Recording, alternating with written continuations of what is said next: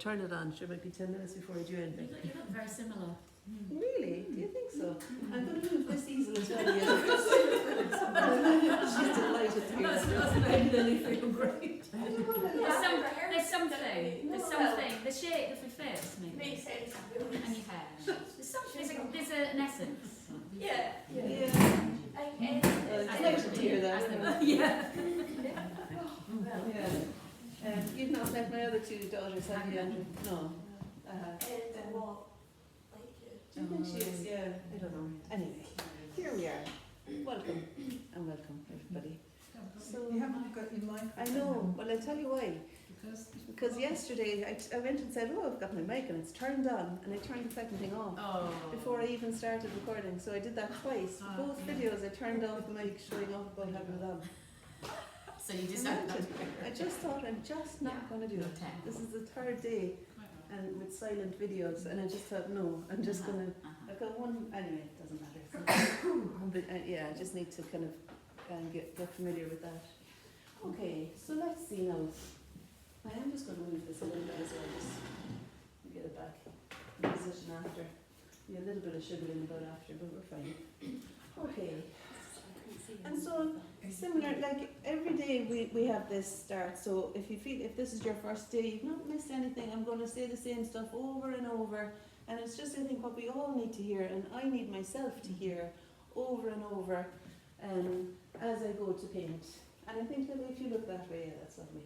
Yeah. Is that okay? Actually, maybe tomorrow I'll do a side profile for the demonstration for people who are here all week, so that it's not always the 3/4 view. So, what was I thinking? Yeah, so I need to hear the same stuff. Like, so you want to arrange yourself in a position where you can see the model and see the board by only moving your eyes, preferably. And all of this setting up stuff, this kind of feeling like faffing around, is an essential part of it, actually. You're okay to gather yourself gradually, and you go to your rhythm. You might be someone who wants to start immediately. It might take you a little while to fine-tune and get yourself organised, and be compassionate with yourself. If you set yourself up in the first session, that's fine. You don't have to hurry into this. You want to kind of tune in best you can to your own space, you know, and really occupy the space that you're in. And at the same time, you'll be kind of glancing over and back to the model all the time, you know, so you're kind of seeing and imagining the space that Lily will occupy here before you even touch the paper. And for me, anything where I'm opening my chest makes me feel more confident. Holding the shoulders back, moving the arms already in the position that she's in. You might start to kind of visualize the back of the head, you know, shoulder, maybe there'll be a sweep here. And of course there's the half-size paper is perfect. You don't have to use the big sheet, especially since Lily's hair is up and all that. Yeah, so, and then you might start to look with half-closed eyes. So you're just seeing those darks and lights that are kind of essential to capture the form. You're not seeing the in-between details and everything. You're mostly focusing in on, I think I might start with the 2-inch brush actually today. You're mostly focusing in on the general, really, you know. So with half-closed eyes, I'm noticing the shadow that sits on the right-hand side of Lily's face. You could say it's almost like a C-shaped shadow. And it's worth too, sometimes I forget this, and like yesterday I had to move Kamachi's neck a couple of inches halfway through. I forget sometimes to consider the width of the face in relation to the height. And looking at Lily from here, to me it reads as though there might be a square within which her face and hair would sit. So it's as wide, almost, as high, or maybe even a touch wider than it is high. So I've got that consciousness in there somewhere. I just put that in so that I'm not going to go wildly wrong. Like I'm not going to have a really upright head and hair. Okay. And then the half-closed eyes. I'm holding my palette vertically like this so that I can see the colour that I'm aiming for as I'm making it. And I'm often inclined to begin with the cadmium red, which looks like that. And then the sap green. Sap green, of course, is the lighter of the two greens. And I've said to everybody, if you don't have any of these colours, no problem, I've got a bag full of everything. If you need any replenished colours or want to borrow some brushes or anything, that's fine. So I can see that this is quite a good shade, I think, for the shadow side of Lily's face. And it's quite light now, so maybe I'll just, I might set my alarm, well, can I give myself 20 minutes from now rather than, so that it just started like, maybe 20 minutes setting the alarm. No, I won't. Okay, there we are. Yeah, I mean it's quite light, it's going to dry lighter too, so it's a very, it's a soft start, and it allows me to negotiate things without feeling the pressure of having to get it right. So I'm noticing the chin, the lift of the chin. I like the idea that there's space in front of her, and I want to be able to fit in the hair too. So that's my consideration here. So finding something to represent the little upright lift of the chin. And then where to next? I might put a little bit more water on the brush, seeing as it's kind of creating a little bit of texture with the bumps there. And I want to carry on explaining the shadow up under the cheek here. So I'm just pressing the brush and letting it kind of distribute the paint in a fairly soft way, really. And my eyes are half closed all this time, just aiming to see in terms of areas of tone rather than particular edges. Well, the area of tone is going to be delineated by an edge, the edge of the hair in this case, down to the temple. This is the edge of the jaw, the lift of the chin. And seeing the vertical of the lamp, it's like a plumb line. We're having that vertical to see how much does the face veer off that vertical. And from where I'm standing, really there's a vertical drop, I think, from Lily's cheek down to her chin almost. And the forehead maybe veers back a little bit. And I want to do something to soften that shadow here, just so it's not distracting me with the texture. So I'll just put some water into that area, and then noticing the direction up the way towards the cheek here. And then I think the socket of the eye, and I'm going to stay with the 2-inch brush.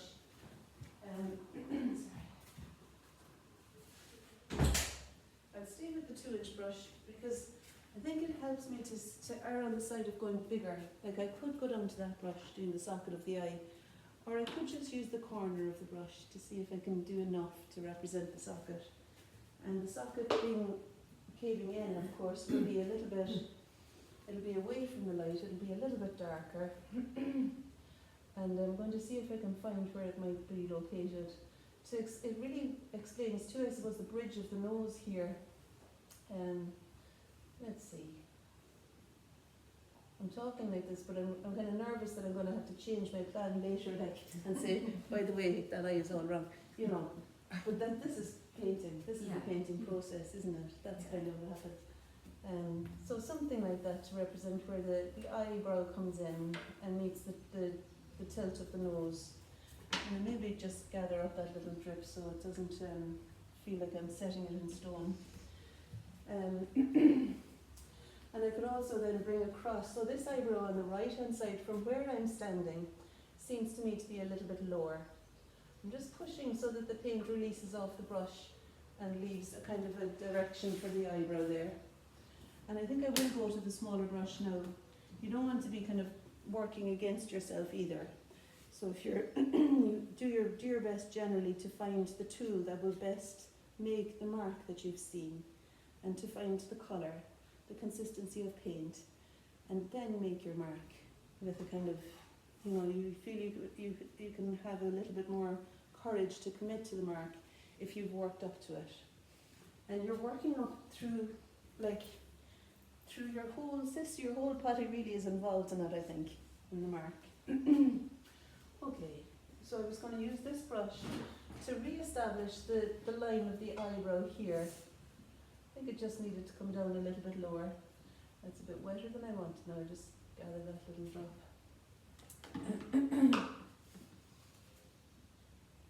You can take the opportunity to move the nose a little bit too, well, it doesn't really matter. It didn't lift off.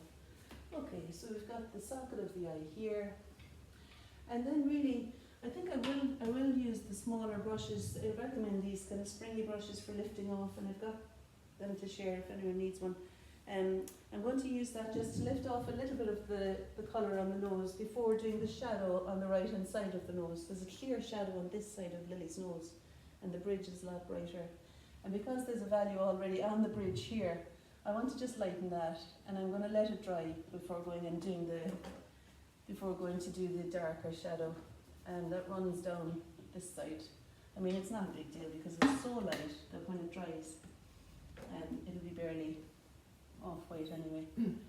But just for myself, I want to kind of remind myself that actually this is not the cheek beyond the nose. This is the light on the nose here. Yeah. Okay.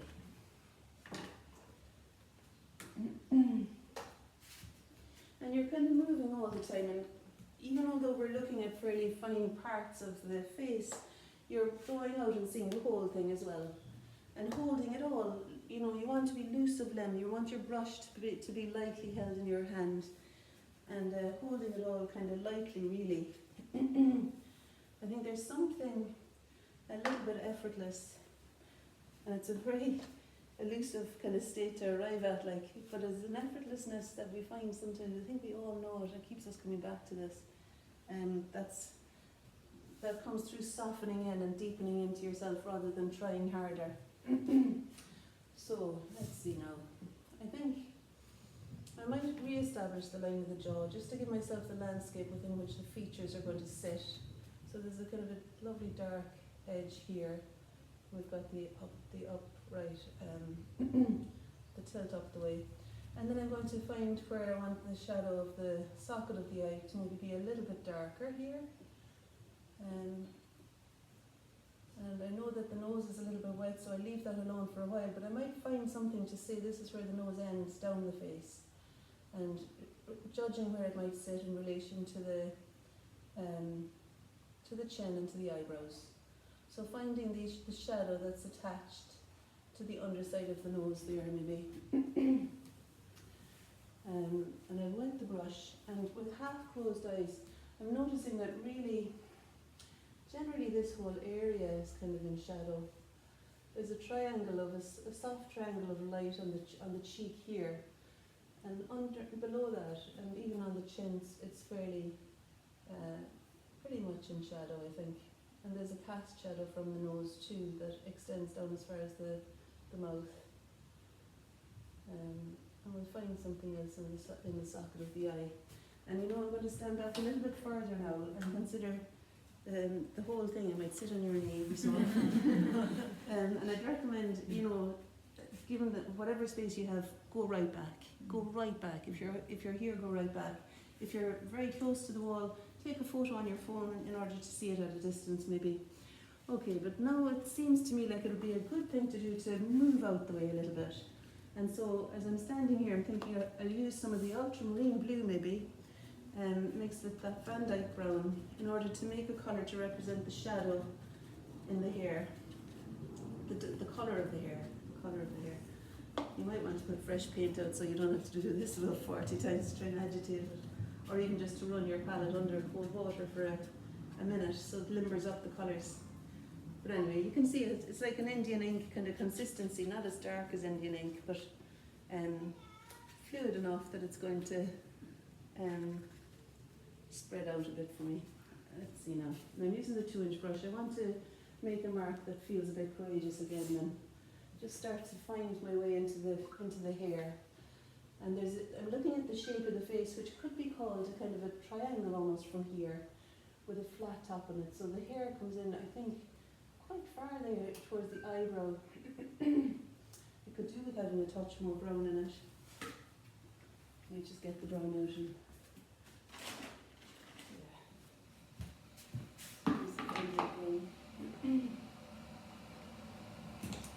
Thank you. Thanks, Susan.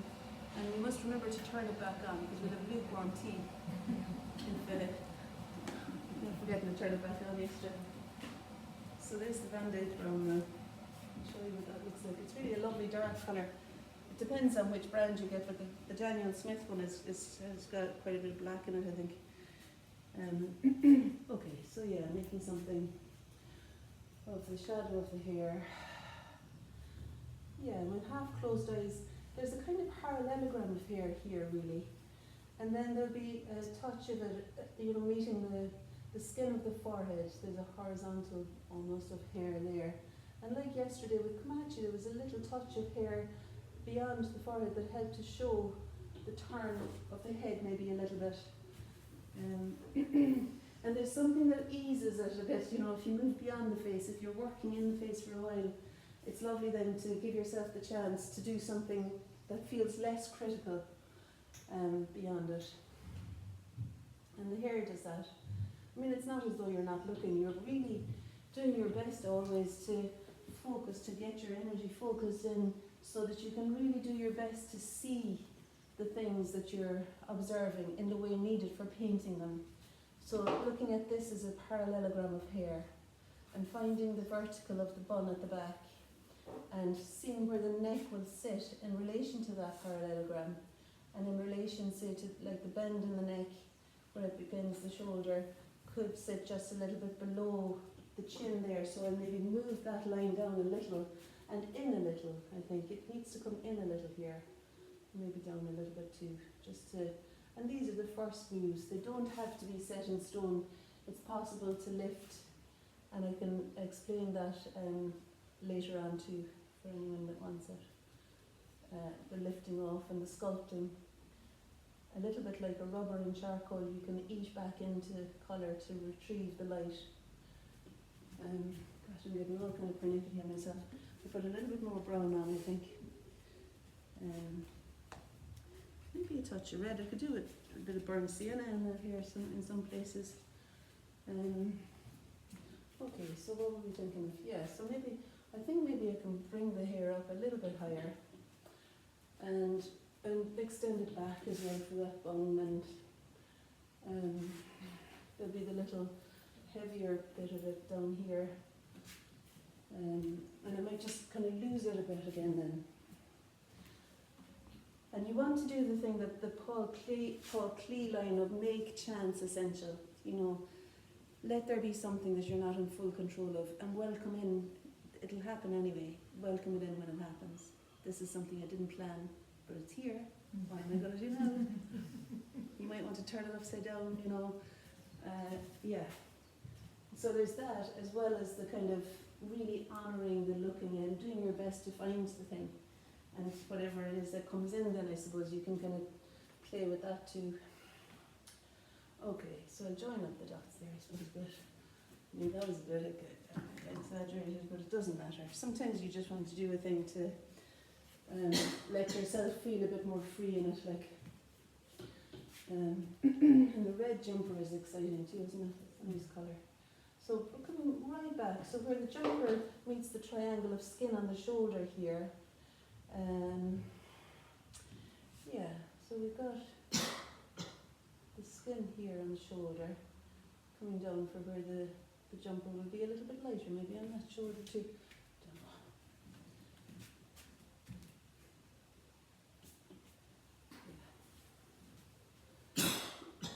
Maybe I'll put in some of the skin colour. Geez, Lily, there's an awful lot of action around you on the page here. There's a kind of a rainstorm happening. So I want to settle back into using some of the colour of the skin on the neck here. And I could even have a little bit more yellow ochre in it as well, but I'm still just using the cadmium red and whatever else was in there. It was yellow ochre, yeah. Cadmium red and yellow ochre to make the skin colour on the neck. And there's a little curve here. And then there's a curve where the light kind of hits the shoulder. Anything that helps to describe the cross-section of the body is useful. So the cast shadow of the head there looks to me to be casting a shadow onto the shoulder in such a way that it's describing the cross-section of the shoulder. And some things would be more useful to identify than others. That's okay. Do you mean the cross-section of both shoulders? Well, I was kind of just meaning the depth of the body, that bit. You know, how the shadow is kind of outlining it. I don't know if it's true, if it really does that.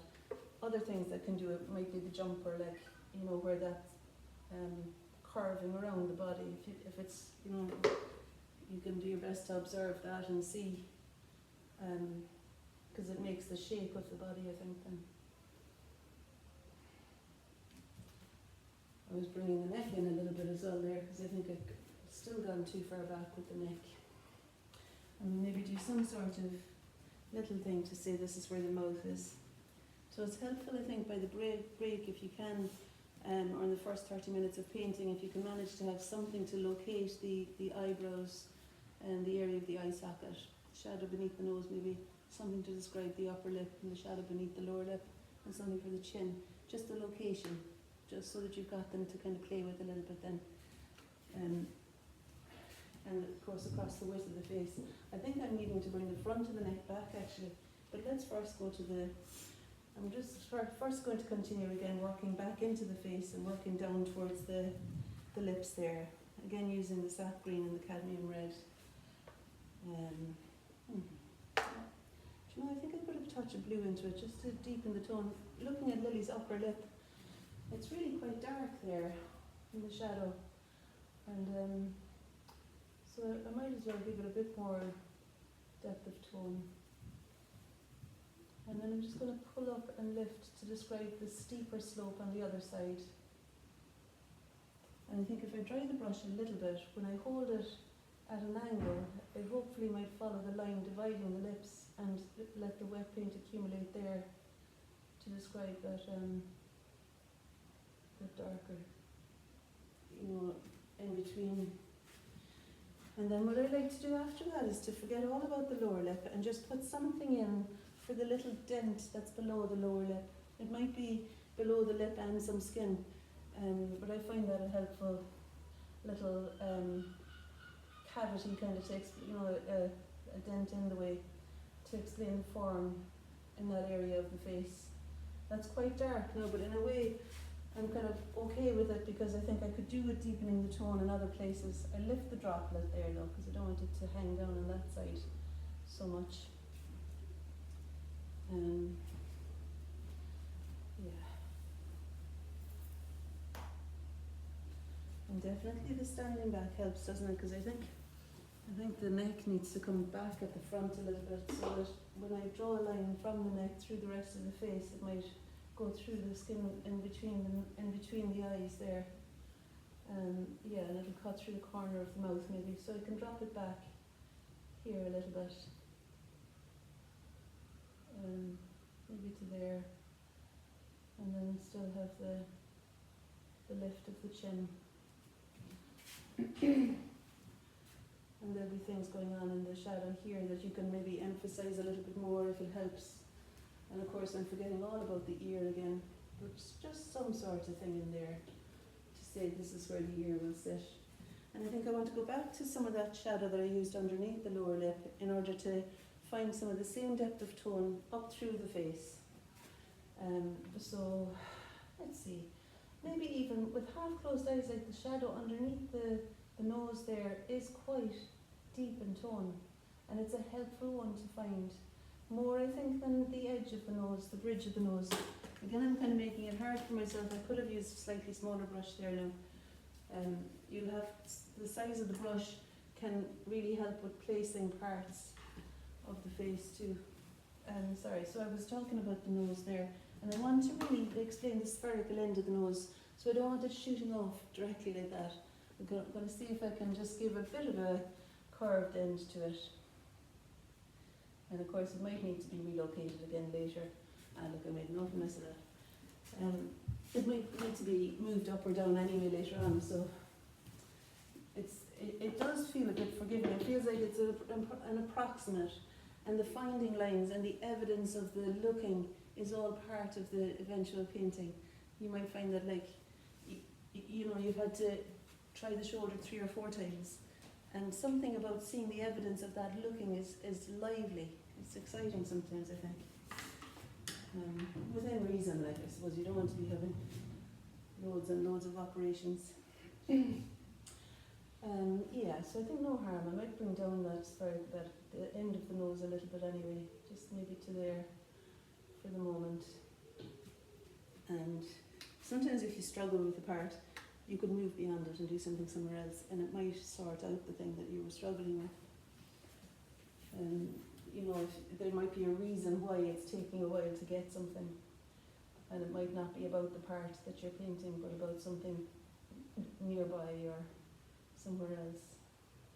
I'm noticing Lily's mouth there. I'm kind of distracted by it because I feel like I could have brought down the corner of the mouth a little bit more on this side. So I'm going to use the thing I talk about, the rubber and charcoal idea. You know, we'll see if it works. And I'm trying to lift off, really clean brush. And I want to carve the line of the lip here so that it drops down a little bit more. And that lovely, there's a kind of a curl at Lily's lip here. It goes in here a little bit before lifting up. It's a little bit steeper, I think, than I had it. And maybe the corner of the mouth could come, could be replaced later.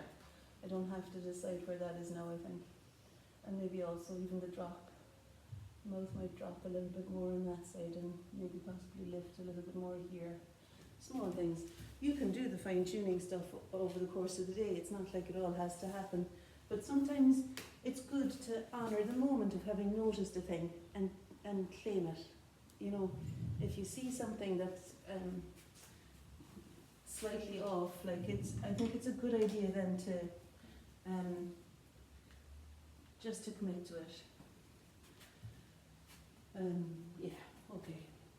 And then there's the shadow that runs up the side of the nose here that will kind of connect with the shadow of the eyebrow and create the shape of the light that sits on the bridge of the nose there. I might just let it come in a little bit more here. Each time you look, you'll be seeing something freshly. You'll be seeing something slightly different, and like the knocking the top off things and stuff. But you wouldn't want to be doing an awful lot of the fine tuning before having stood back to and just get your 2-inch brush regularly and make a broad mark somewhere, so that you're the whole time giving yourself a bit of freedom and space in the mark making that's more considered. It's a bit like having some fun, like, and then go back to your serious painting or something. You kind of inject a bit of life into it. There's a shadow cast by Lily's head onto the front of the jumper there as well, isn't there? And I think if you wanted to, like, use the brushes too in order to make marks that feel new and different, and you know, in the same spirit of making chance essential, see what marks you can make and how you can use the brush to, you know, you could pull and lift. For example, it could paint itself on the way back down. You could print an edge. Where would I do that? Like, for example, if I had a light colour on the brush to be better, but you know, you can print the edge to explain the forehead maybe. Pulling and lifting, yeah, you'd find other ways, but it's exciting to explore the marks you can make, and when you press it, what will happen. And if you turn it upside down, what might happen? Where would the runs go? And do you want maybe to anchor her to the diagonal, you know, to the corner of the page? It might be quite nice to just do that for a little while and maybe let it settle, and go away and have a cup of tea and come back and turn it up. And even that's good for your mind, I think, to see your painting upside down and to maybe not look at it so much. You're looking at Lily and you're finding what you need to do to make the mark. I would avoid lingering over the mark too long. Trust that it's all right and it's there now. Like improvising, say yes and do it, respond. All of that is what I need to hear when I'm painting myself, by the way, you know. Lily, thanks ever so much. I paused it, so you went, yeah, it was 23 minutes, sorry. I just couldn't bear with the fucking sound of it. Thanks very much, yeah.